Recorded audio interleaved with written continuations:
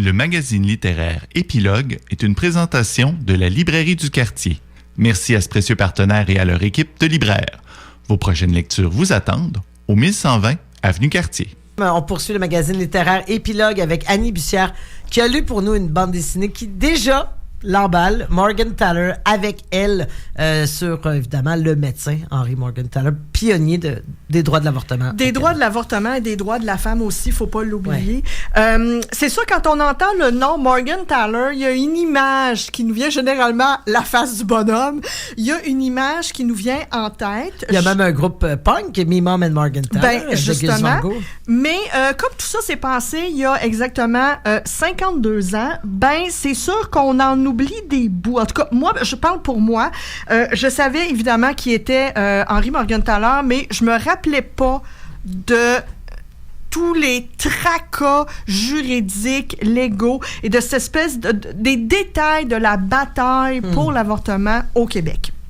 Alors, dans cet ouvrage-là, si vous êtes un peu comme moi, pas tout à fait encore au fait de tous les détails, c'est pour vous. Et ce que j'ai aimé aussi, je le dis d'emblée, c'est que oui, Dr Morgan Taller a été un peu le porte-étendard du mouvement, mais dans la bande dessinée, on explique l'apport incontournable des groupes de femmes au Québec qui ont porté à bout de bras Morgan Taller pour l'accompagner, faire des levées de fonds, préparer les manifestations, aller chercher des témoins, des choses comme ça. Elles ont été, les groupes de femmes, les femmes ont été centrales à toute l'histoire de Morgan Taller et lui-même le disait. Oui, il aimait peut-être un peu, puis c'est ce qu'on découvre, il haïssait pas le spotlight, Dr Morgan Taller, mais tout le temps, il ramenait le fait que les groupes de femmes. Alors, juste pour vous présenter le bonhomme, ça, je le savais pas, honnêtement, je sais pas où j'étais. Morgan Taller est né en 1923, c'est un survivant d'Auschwitz puis de Dachau, ce que je ne savais pas. Il a été pendant très longtemps membre et président de l'Association humaniste du Canada. Il a été comité bien-être et santé. Né en Pologne, je crois. Comment? Né en Pologne. Il est né en Pologne, à Łódź, oui.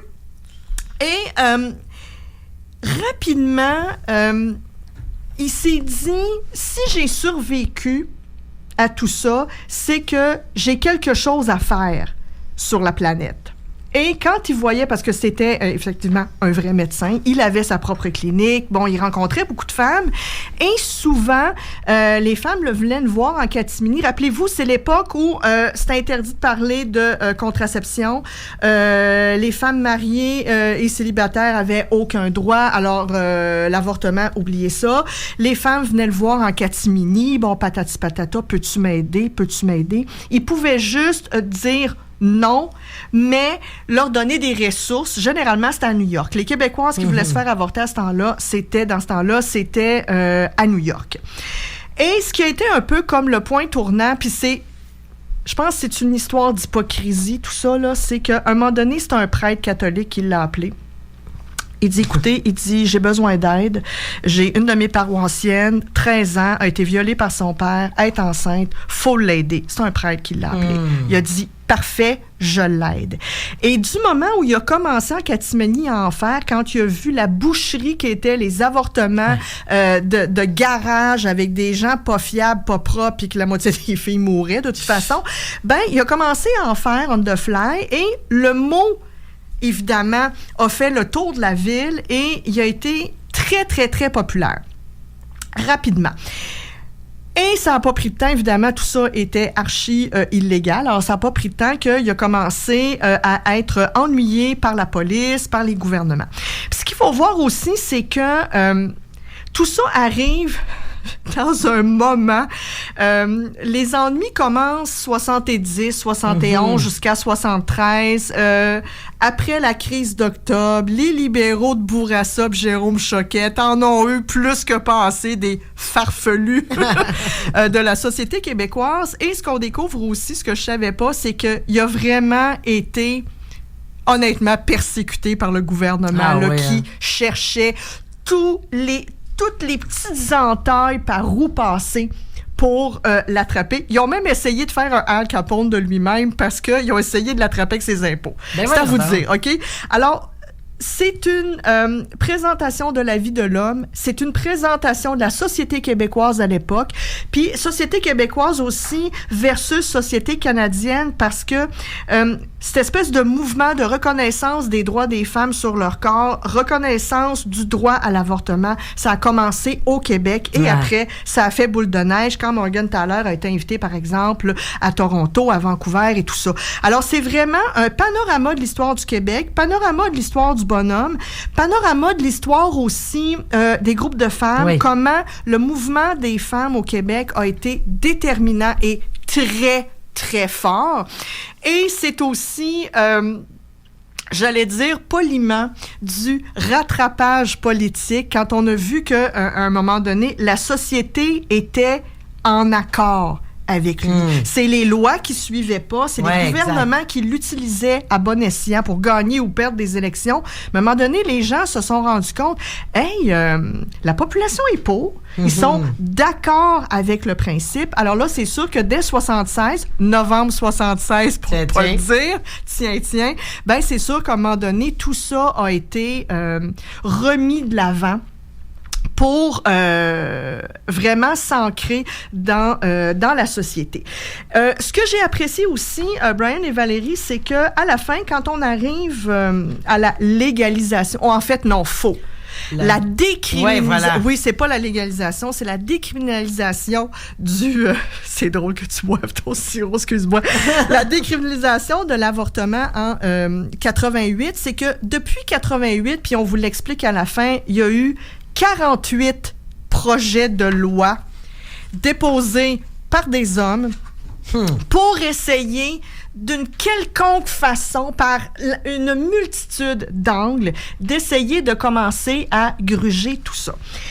Et dans la bande dessinée, bien, on vous présente les femmes qui ont été activistes aux côtés de Morgan Taller. On vous présente aussi certaines des témoins femmes qui ont accepté de raconter leur histoire pendant les nombreux procès d'Henry Morgan Taller. Et à la fin, ben, on a les entrevues avec ces vraies personnes-là. Aujourd'hui, avec le recul, le regard elle pose sur cette dynamique-là, c'est honnêtement complet, fantastique, c'est bouleversant parce que les dessins, puis j'en arrive aux dessins, c'est quand même une bande dessinée, là, c'est pas un essai. Les dessins sont percutants de vérité. Il y a certaines cases que, ouf, ça vient vous chercher, pas seulement en tant que femme, mais en tant qu'être humain.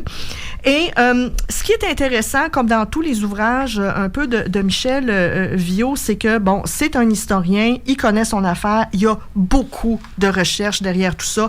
D'ailleurs, la bibliographie, à la fin, le prouve. C'est une bande dessinée verbeuse. Oui. Ça se lit pas on en le voit, 30 là, minutes. Juste, les cases sont bien c'est verbeux comme présentation.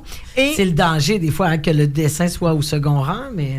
Ben, dans ce cas-ci, je pense qu'ils ont fait, effectivement, mais ils ont fait un bon choix éditorial parce que le dessin est tout en douceur, teinte de grisé, noir doux, et les visages sont tout de suite reconnaissables. Le trait est très précis, mais c'est uniquement pour vous camper la personne qui parle et non pas nécessairement l'arrière-plan pour laisser justement toute la place à l'exposé qu'on vous fait.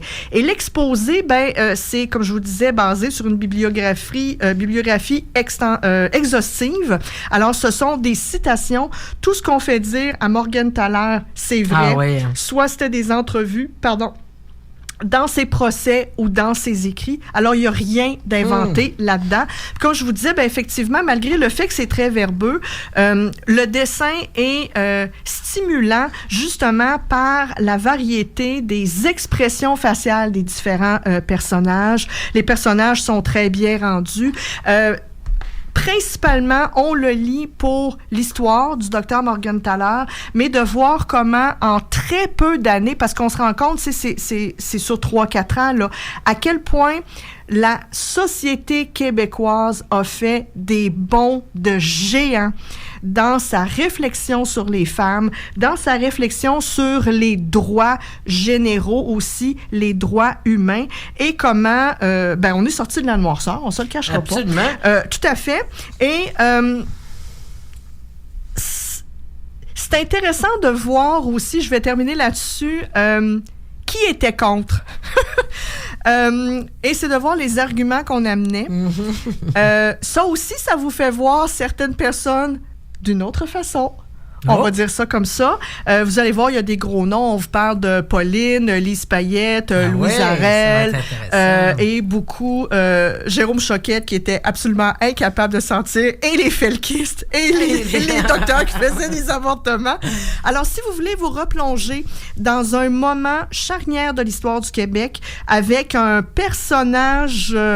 haute en couleur, oui, ça avait l'air d'être un joyeux drill, M. Henri Morgentaler, mais qui a beaucoup fait pour l'avancement des droits humains et pour l'avancement du droit des femmes. En filigrane de tout ça, le mouvement des femmes au Québec, je vous recommande, on ne peut plus chaudement, la bande dessinée quasiment essai, Morgentaler avec elle. Et d'autant plus que c'est particulièrement pertinent que cette semaine à l'Assemblée nationale est analysée, jusque ça va reprendre après les fêtes, la Constitution, et l'actuel ministre de la Justice, Simon Jolin Barrette, veut bien faire en incluant le droit d'avortement dans la Constitution, mais on se rend compte d'un potentiel effet boomerang. Plus facilement attaquable. Exactement. Parce que depuis ce temps-là, ça n'apparaît pas nulle part. Non, c'est un soin de santé. C'est un soin de santé. Puis du moment, comme on le disait tantôt, en 1988, ils ont décriminalisé le processus et non pas légalisé. Ça veut dire que tu peux plus attaquer les docteurs qui le font et les femmes qui le demandent. Exact. Mais c'est pas enchâssé nulle part. D'où justement la levée de bouclier, de voir quels seraient les impacts quand on sait que depuis 1988, il y a quand même 48 projets de loi qui ont été déposés pour essayer de commencer à gruger tout ça. Faut faire attention, les droits, ça se perd. C'est le rappel, effectivement, que tout ça demeure fragile. Donc, savoir d'où on vient et protéger ce qu'on a obtenu. Merci beaucoup, Annie Bussière, Morgentaler avec elle.